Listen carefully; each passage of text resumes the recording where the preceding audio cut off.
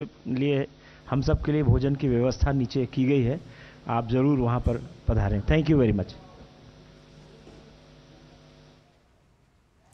तो प्रधानमंत्री नरेंद्र मोदी की अध्यक्षता में केंद्रीय कैबिनेट की बैठक हुई और उसके बाद कैबिनेट की ब्रीफिंग आप देख रहे थे। काफ़ी महत्वपूर्ण फैसले इसमें लिए गए हैं। खासकर केंद्र सरकार के कर्मचारियों के लिए खुशखबरी है और साथ ही साथ राज्य सरकार के कर्मचारियों के लिए भी, क्योंकि अधिकतर राज्य सरकारें केंद्र सरकार के फैसले को फॉलो करती हैं और यूनिफाइड पेंशन स्कीम की घोषणा की गई है। मोदी सरकार का पेंशन को लेकर के बड़ा फैसला, कैबिनेट ने यूनिफाइड पेंशन स्कीम को आज मंजूरी दे दी है।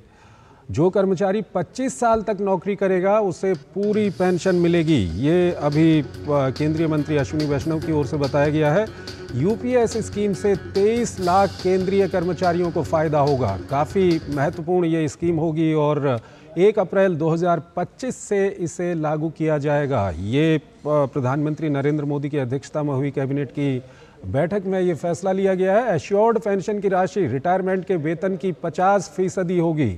तो काफ़ी एक अच्छी खुशखबरी इसको कह सकते हैं। मोदी सरकार का पेंशन स्कीम को लेकर के ये एक बड़ा फैसला है। यूनिफाइड पेंशन स्कीम को केंद्र सरकार की ओर से मंजूरी दे दी गई है और 50% रिटायरमेंट के वक्त, रिटायरमेंट के पहले 12 महीनों में जो सैलरी होगी उसका 50% एश्योर्ड पेंशन मिलेगी कर्मचारियों को। तो काफ़ी महत्वपूर्ण ये फैसला है। 23 लाख केंद्रीय कर्मचारी इससे लाभान्वित होंगे और साथ ही साथ अधिकतर ये देखा जाता है कि केंद्र सरकार की ओर से कर्मचारियों को लेकर के, केंद्र सरकार के कर्मचारियों को लेकर के जो फैसला लिया जाता है, राज्य सरकार भी उस फैसले को फॉलो करती हैं। तो ऐसे में माना जा सकता है कि देश के सभी कर्मचारियों के लिए एक अच्छी खबर है। ये केंद्र सरकार के कर्मचारियों के लिए यूनिफाइड पेंशन स्कीम को मंजूर कर लिया है मोदी कैबिनेट की ओर से। प्रधानमंत्री नरेंद्र मोदी की अध्यक्षता में कैबिनेट की बैठक हुई थी जिसमें यह महत्वपूर्ण फैसला लिया गया। Assured family pension 60% assured family pension भी बताया गया है इसमें मिलेगी। एश्योर्ड मिनिमम पेंशन की व्यवस्था भी की गई है जो 10,000 रुपये पर मंथ होगी और साथ ही साथ डीआर भी इसमें मिलेगा। 23 लाख कर्मचारियों को इसका फ़ायदा होगा। 1 अप्रैल 2025 से ये लागू की जाएगी और इसमें ये भी बताया गया है कि 2004 के बाद जो कर्मचारी रिटायर हुए हैं उनको भी ये विकल्प मिलेगा कि वो जो ये नई पेंशन स्कीम की घोषणा की गई है, यूनिफाइड पेंशन स्कीम, इसको वो ज्वाइन कर सकते हैं और ऐसा करने पर उनको एरियर भी मिलेगा। तो काफ़ी महत्वपूर्ण और एक खुशखबरी है केंद्र सरकार के कर्मचारियों के लिए। पेंशन को लेकर के, एनपीएस, ओपीएस को लेकर के जो विभिन्न तरह के मांगें थी केंद्रीय कर्मचारी संगठनों की, उन मांगों के परिप्रेक्ष्य में देखा जाए तो काफ़ी महत्वपूर्ण ये खबर है। केंद्र सरकार के कर्मचारियों के लिए खुशखबरी है और आज ही प्रधानमंत्री से केंद्र सरकार के कर्मचारी और कर्मचारी संगठनों के कई लोग मिले थे और केंद्रीय मंत्री अश्विनी वैष्णव ने बताया कि उन कर्मचारियों की ओर से खुशी व्यक्त की गई इस फैसले को लेकर के। तो काफ़ी महत्वपूर्ण ये फैसला है जो आज प्रधानमंत्री नरेंद्र मोदी की अध्यक्षता में केंद्रीय कैबिनेट ने लिया है। यूनिफाइड पेंशन स्कीम को मंजूरी दे दी गई है और सबसे बड़ी बात यह है कि 50% इसमें एश्योर्ड पेंशन है। रिटायरमेंट से पहले की जो बेसिक पे है उसका 50% एश्योर्ड पेंशन मिलेगा।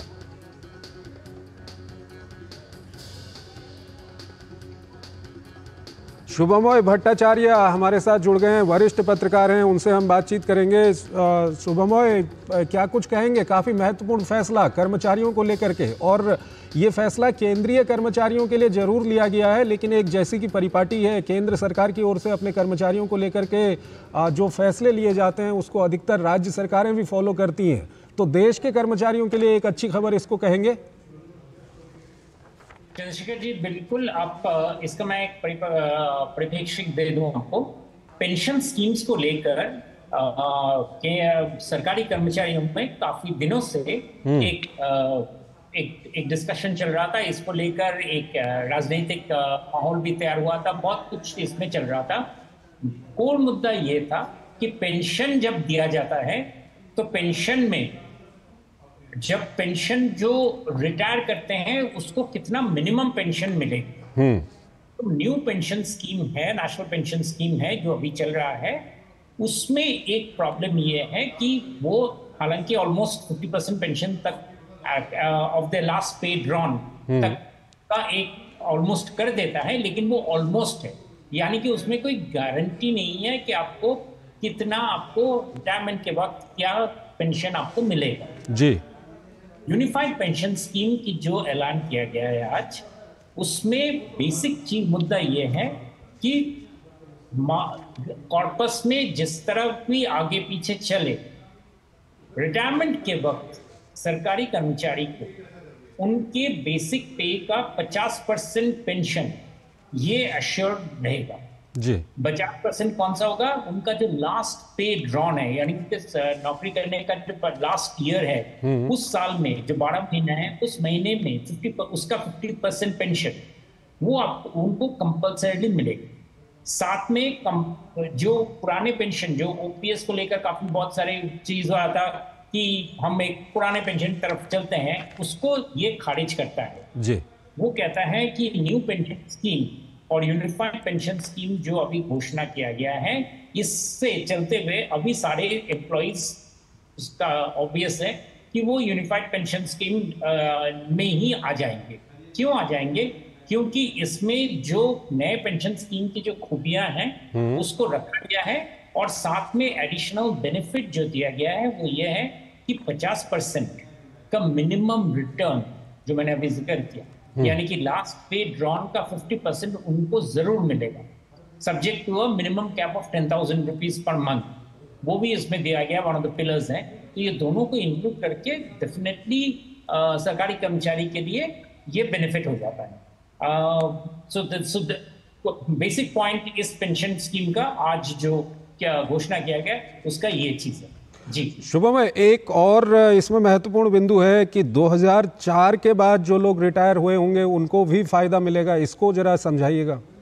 नहीं, एक चीज इसमें ये गलतफहमी है, इसको मैं क्लैरिफाई करना चाहता हूँ, और कैबिनेट सेक्रेटरी ने भी क्लैरिफाई किया।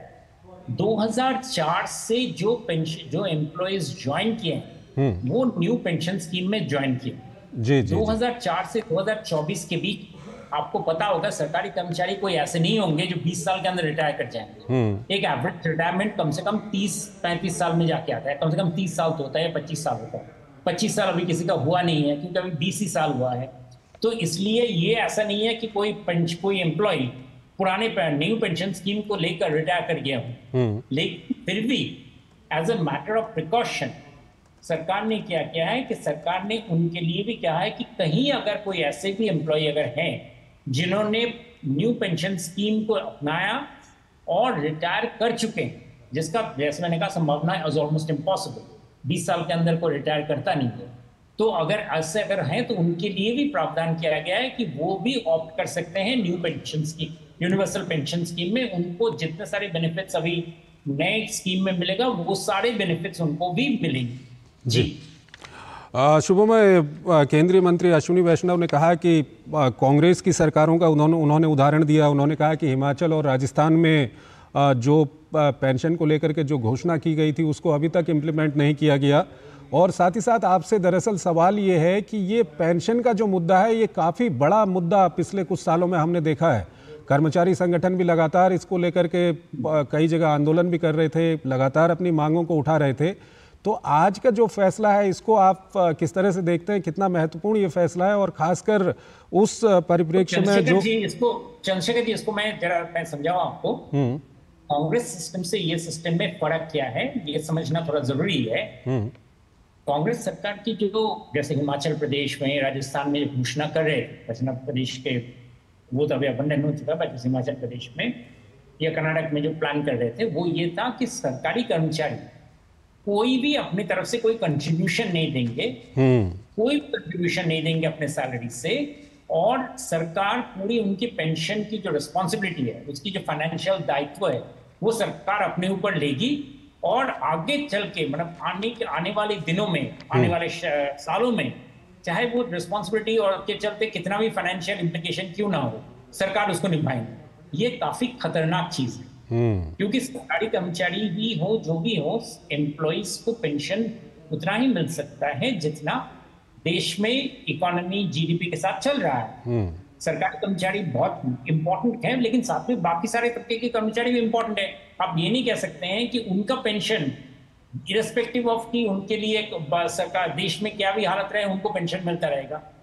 ये दिस वाज अ जिसे कहते हैं बैड प्रॉमिस, जो ओल्ड पेंशन स्कीम का कांग्रेस ने प्लान किया, जो प्रॉमिस किया। इस प्रॉमिस को इस वाली स्कीम में इसको सुचारू ढंग से निभाया गया है। इसमें क्या बताया गया है कि जो सरकारी कर्मचारी हैं वो पहले भी और अभी भी 10% अपना सैलरी से देंगे, जो पहले चल रहा था वो अभी भी देंगे। लेकिन एडवांटेज क्या है कि अभी सरकार की तरफ से जो 14% पेंशन में कंट्रीब्यूशन जो सरकार दे रही थी, उसको सरकार ने बढ़ाकर 18.5% कर दिया है। और प्रावधान ये रखे हैं कि अगर जरूरत पड़ी इन्फ्लेशन वगैरह वगैरह के चलते, तो उसमें इजाफा किया जाएगा, यानी कि सरकारी कंट्रीब्यूशन बढ़ता जाएगा। एम्प्लॉय की तरफ से कोई एडिशनल कंट्रीब्यूशन करने की जरूरत नहीं पड़ेगी। वो 10% जो दे रहे थे उसी 10% पे ही वो दे रहे हैं। और बेनिफिट क्या है कि वो जैसे ये 10% के चलते और सरकारी 18.5% कंट्रीब्यूशन के चलते दोनों मिलाकर जब वो रिटायर करेंगे, तब उनको जो पुराना पेंशन में आपको जब स्कीम जो पेंशन चलता था, यानी कि पुराने 70s 80s वगैरह में जो भी लोग रिटायर किए हैं, उनको एक चीज का कॉन्फिडेंस था कि हम जब रिटायर कर रहे हैं तो 50% ऑफ आवर सैलरी हमें पेंशन के तहत मिलेगा। वो 50% वाला चीज को सरकार ने फिर से लाए हैं इस नए स्कीम कि 50% pension, 50% of the salary pension के तहत मिलेगा।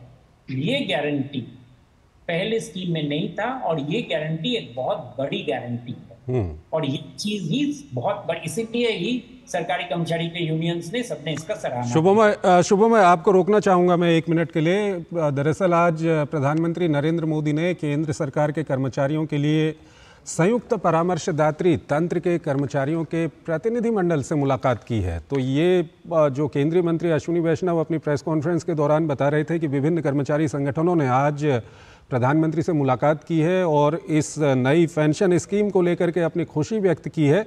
तो वो दृश्य हम अपने दर्शकों को दिखा रहे हैं जब विभिन्न जो कर्मचारी संगठन हैं उनके प्रतिनिधि प्रधानमंत्री नरेंद्र मोदी से मिले।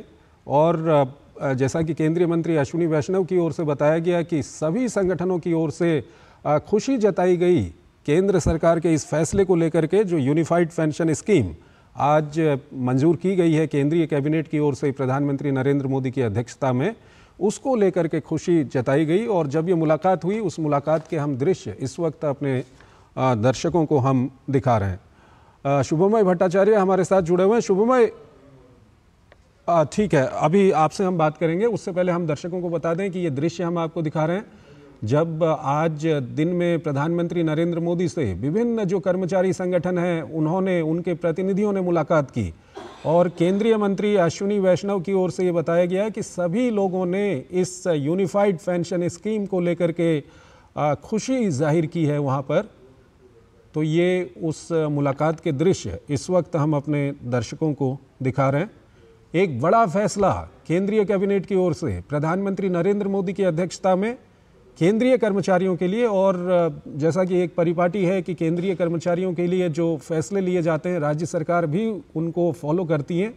तो ऐसे में कहा जा सकता है कि आने वाले वक्त में ये देश के सभी कर्मचारियों के लिए एक बड़ा फैसला आज केंद्र सरकार की ओर से लिया गया है। यूनिफाइड पेंशन स्कीम की घोषणा की गई है। और अभी तक एनपीएस को लेकर के जो तरह तरह के विवाद होते थे और उसको एक मुद्दा भी बनाया जाता था, और तमाम जो कर्मचारी संगठन हैं वो लगातार एनपीएस को लेकर के और पेंशन से जुड़ी हुई मांगों को लेकर के आंदोलन करते थे। सरकार से मांगें उनकी विभिन्न तरह की होती थी। तो उन सब पर एक विराम लगा दिया गया है। एक बड़ा फैसला केंद्रीय कैबिनेट की ओर से लिया गया है यूनिफाइड पेंशन स्कीम के तौर पर। और ये दृश्य हम आपको आज दिन के दिखा रहे हैं जब जो विभिन्न जो कर्मचारी संगठन हैं उनके प्रतिनिधियों ने प्रधानमंत्री नरेंद्र मोदी से मुलाकात की। और केंद्रीय मंत्री अश्विनी वैष्णव ने अभी कुछ देर पहले जब वो कैबिनेट की प्रेस कॉन्फ्रेंस कर रहे थे, उन्होंने बताया कि तमाम जो कर्मचारी संगठन उनके प्रतिनिधि वहाँ पर मौजूद थे, उन्होंने यूनिफाइड पेंशन स्कीम को लेकर के खुशी व्यक्त की और प्रधानमंत्री को बहुत बहुत धन्यवाद दिया इस यूनिफाइड पेंशन स्कीम को लेकर के। तो ये दृश्य हम आपको आज दिन के दिखा रहे हैं। तो एक बड़ा फैसला केंद्र सरकार की ओर से लिया गया है। तमाम जो पेंशन को लेकर के कर्मचारियों की विभिन्न तरह की जो मांगें थी और ख़ासकर एनपीएस को लेकर के कई तरह की जो शिकायतें थीं उनको दूर कर दिया गया है। यूनिफाइड पेंशन स्कीम की घोषणा कर दी गई है और इस पेंशन स्कीम की सबसे बड़ी खासियत ये है कि रिटायरमेंट के पहले के 12 महीनों में जो सैलरी होगी उसका 50% एश्योर्ड पेंशन मिलेगी, यानी कि एक गारंटी इसमें दी गई है कि 50% वेतन का पेंशन के रूप में कर्मचारियों को ज़रूर मिलेगा।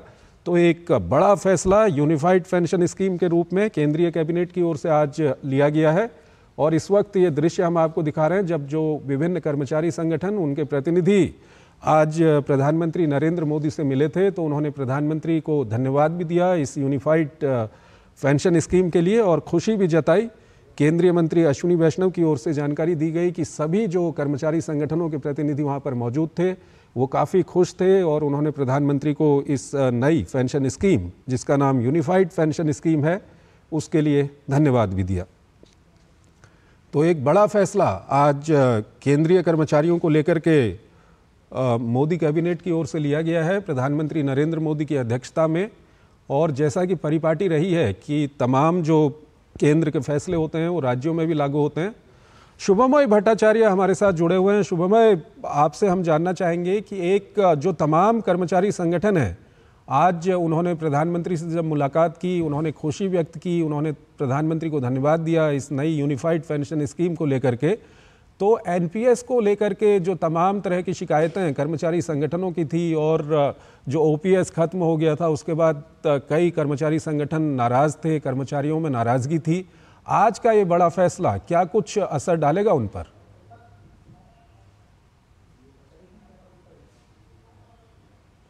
शुभमय, अनम्यूट कर लीजिए अपने सिस्टम को।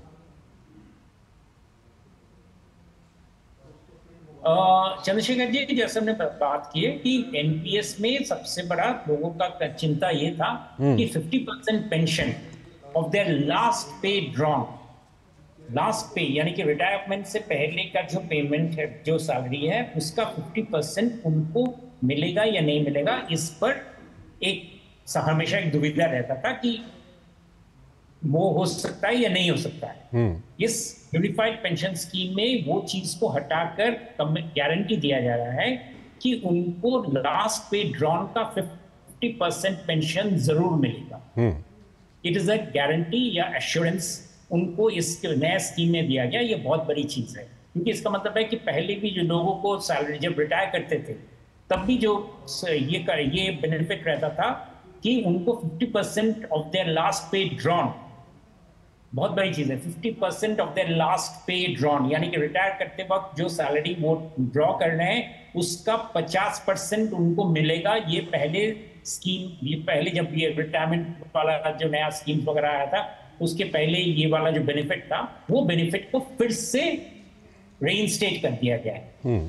सो ये बहुत बड़ी चीज है। इसीलिए सरकारी कर्मचारी के एम्प्लॉइज खुश हैं कि एम्प्लॉइज के यूनियंस खुश हैं कि ये वाला जो बेनिफिट है, ये वाला जो कंडीशन है और इसकी जो डिमांड थी वो डिमांड को पूरा कर दिया गया है सरकार की तरफ से। शुभमय, इसमें एक और है कि एश्योर्ड फैमिली पेंशन, यानी कि किसी कर्मचारी की खुदा न खास्ता भगवान न करे ऐसा हो, अगर डेथ हो जाती है तो उसके जो स्पाउस होंगे, जो उसकी फैमिली होगी, उनको भी पेंशन का फायदा मिलेगा। इसको भी अच्छी तरह से इसमें डिफाइन किया गया। बिल्कुल, इसमें भी वही किया गया है कि 60% ऑफ द जो फुल पेंशन जो है उसका 60% एज डिसीज फैमिली पेंशन के हिसाब से दिया जाएगा। अगेन सेम वही जो गारंटी वाली बात वो रखा गया है। तो इसीलिए उनको ये भरोसा रहता है कि फैमिली पेंशन का भी रकम कितना होगा उसमें एक सर्टेनिटी आ गया है, एक क्लैरिटी आ गया जी। चंद्रशेखर, शुभमय, आपसे ये भी जानना चाहेंगे क्योंकि एक परिपाटी देखी गई है भारत के अंदर खासकर कर्मचारियों को लेकर के। अगर हम देखते हैं कि केंद्र सरकार डीए बढ़ाती है तो उसके बाद राज्य सरकार भी उसी रेट में डीए बढ़ाती हैं, अधिकतर राज्यों में ऐसा होता है। और ये कह सकते हैं कि ये जो फैसला है ये तमाम जो कर्मचारी, क्योंकि राज्य सरकारों के भी जो कर्मचारी अभी पिछले दिनों कुछ समय हो गया है जब रामलीला मैदान में तमाम कर्मचारी संगठन यहाँ पर पहुँचे थे, उसमें तमाम राज्य सरकारों के कर्मचारी भी पहुँचे थे अपनी पेंशन की मांगों को लेकर के, तो ये फैसला उनके लिए भी आने वाले समय में चाहे कुछ समय के बाद विन विन सिचुएशन है। बिल्कुल, और अगर सरकार, स्टेट गवर्नमेंट्स अगर इसको लागू करे, आपको चंद्रशेखर जी, राज्य सरकार की जो पेंशन है वो राज्य सरकार देते हैं, केंद्र सरकार नहीं देते।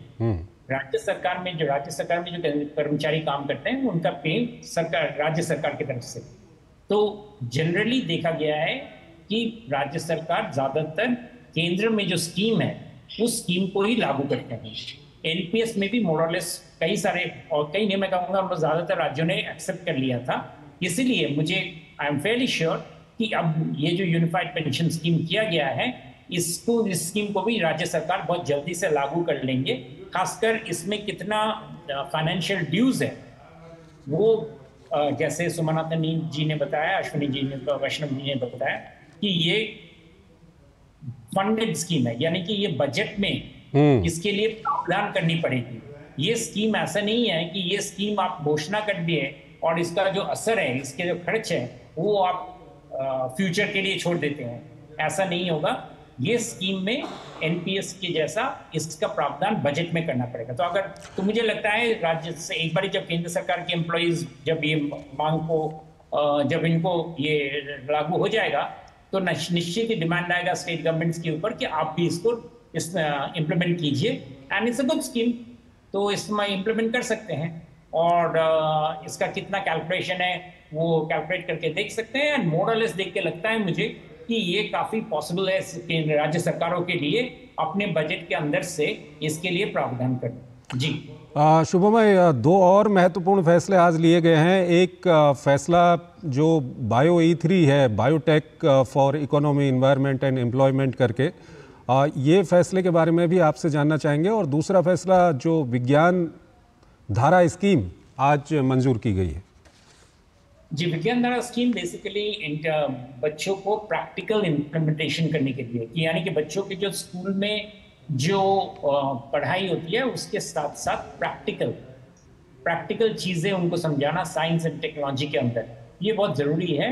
और इससे क्या होगा कि जितने सारे बेसिक बच्चों में क्लास 11 एंड 12 में बहुत सारे जो पॉसिबिलिटीज हैं वो पॉसिबिलिटीज को अभी प्रैक्टिकल करने का, यानी कि इसमें जैसे रिसर्च में अगर बच्चे जाना चाहिए, बच्चे को अगर इसमें अगर इंटरेस्ट लेने की जो पॉसिबिलिटीज है, जो इनमें संभावनाएं हैं, उसको ये स्कीम सपोर्ट करता है। ये नेशनल एजुकेशन पॉलिसी के तहत आता है। और इससे फायदा क्या होगा कि स्कूल्स में साइंस एंड टेक्नोलॉजी की जो पढ़ाई है उसको काफी प्रोत्साहन मिलेगा। ठीक है। और biotech policy, biotech is basically good thing, because देखिए बायोटेक वाली जो policy for fostering high performance bio manufacturing, ये एक ऐसा चीज है जो जिसमें आप देखेंगे बहुत सारे new age company, startup companies इसमें आ रहे हैं। और इसमें बहुत सारे जो हम जैसे लाइफस्टाइल फॉर एनवायरनमेंट या जैसे green growth, circular bio economy, इन सब की बातें कर रहे हैं। इन सभी चीजों में बहुत सारी संभावनाएं अभी सामने आ रहे हैं। जो गवर्नमेंट ने अभी अप्रूव किया है कि एक डिपार्टमेंट ऑफ बायोटेक्नोलॉजी के अंदर ये पॉलिसी जो है, ये पॉलिसी क्या करेगा, ये पॉलिसी बेसिकली इन सारी स्कीम्स या कंपनीज जो पॉसिबिलिटीज हैं उसको और ज्यादा पुश करने के लिए जो सपोर्ट स्ट्रक्चर्स, वो सारी चीजें इनमें दिया जाएगा। ठीक है, ठीक है। शुभमय, बहुत बहुत शुक्रिया आपका हमारे इस कार्यक्रम में हमारे साथ जुड़ने के लिए। तो आज एक 3 फैसले कैबिनेट की ओर से लिए गए और काफ़ी ये महत्वपूर्ण फैसले हैं 3 के 3, लेकिन इनमें से जो एक फैसला है जो कर्मचारियों के हितों के लिए फैसला लिया गया है, यूनिफाइड पेंशन स्कीम को मंजूरी दी गई है केंद्र सरकार की ओर से और राज्यों से कहा गया है कि वो भी इस मॉडल को फॉलो कर सकते हैं। तो कर्मचारियों के लिए एक अच्छी खुशखबरी आज केंद्रीय कैबिनेट की ओर से प्रधानमंत्री नरेंद्र मोदी की अध्यक्षता में आई है। तो हमारे इस खास कार्यक्रम में फिलहाल इतना ही। नमस्कार।